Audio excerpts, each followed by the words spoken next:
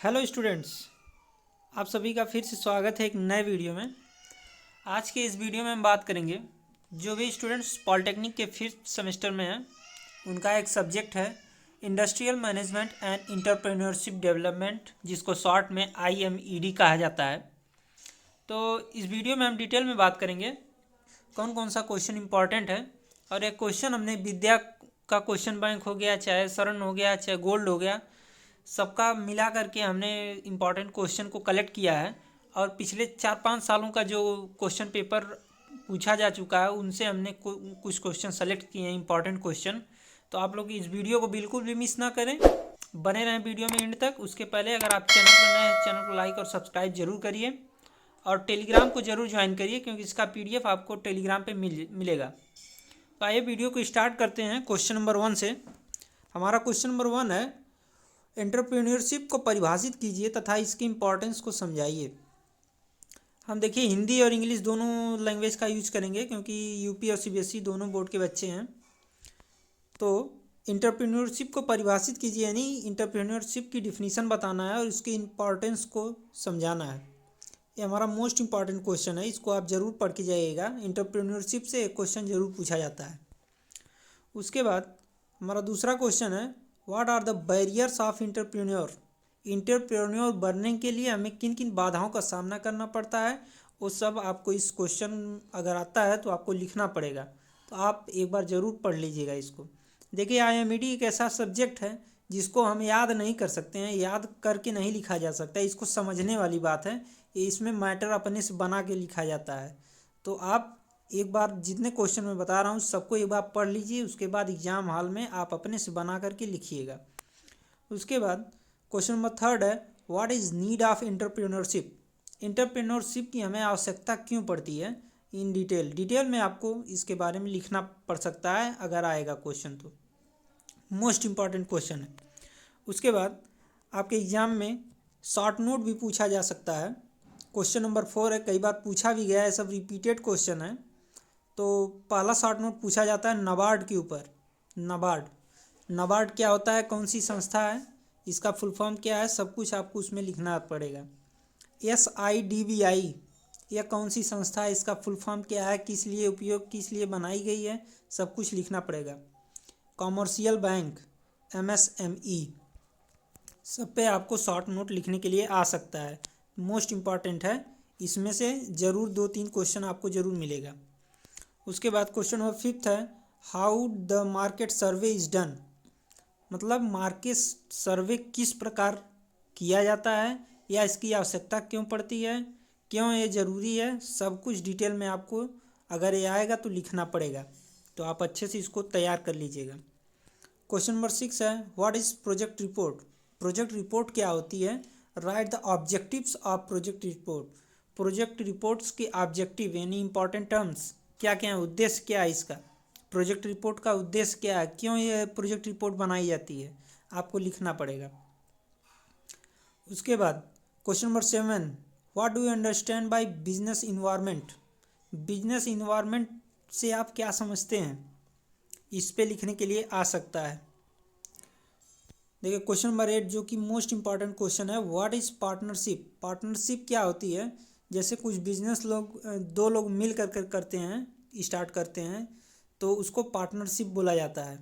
Right it's type, partnership कितने प्रकार की होती है, इसका एडवांटेज क्या है, आपको लिखना पड़ सकता है। सब पॉइंट वाइज अगर लिखेंगे तो आपको अच्छा मार्क्स मिलेगा।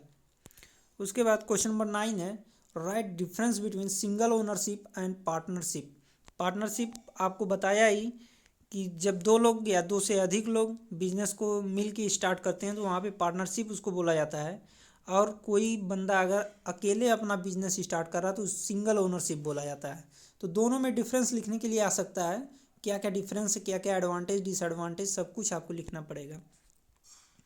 उसके बाद आप शॉर्ट नोट में और देखिए क्वेश्चंस हैं, जैसे अकाउंटिंग हो गया, अकाउंट हो गया, बुक कीपिंग हो गया, बैलेंस शीट हो गया, ट्रेडिंग अकाउंट हो गया। तो इस पे आपको शॉर्ट नोट लिखने के लिए आ सकता है, तो इसको आप एक बार ज़रूर पढ़ लीजिएगा।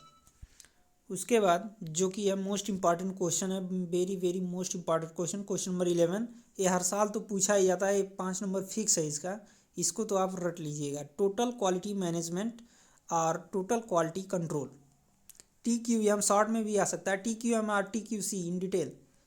टोटल क्वालिटी मैनेजमेंट होता क्या है, सब कुछ आपको डिटेल में इसके बारे में पढ़ना है, ठीक है। ये तो 5 नंबर फिक्स है, इसको आप जरूर रट के जाइएगा। क्वेश्चन नंबर 12 है, what do you understand by advertisement.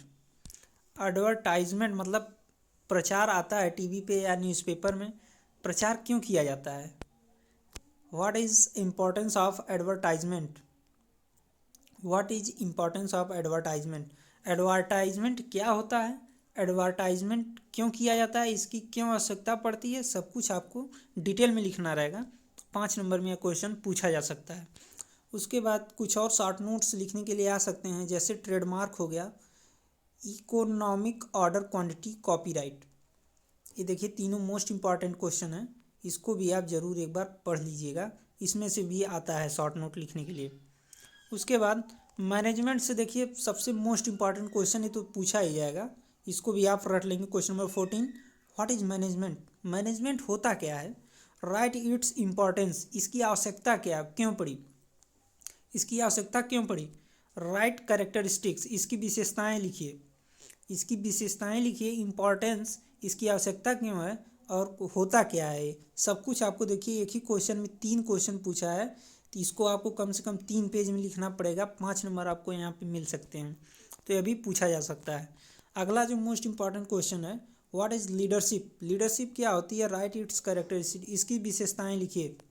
Leadership क्या होती है, इसकी विशेषताएं लिखना रहेगा। उसके बाद क्वेश्चन नंबर 16 जो है मोस्ट इम्पॉर्टेंट क्वेश्चन हमारा है, difference between recruitment and selection.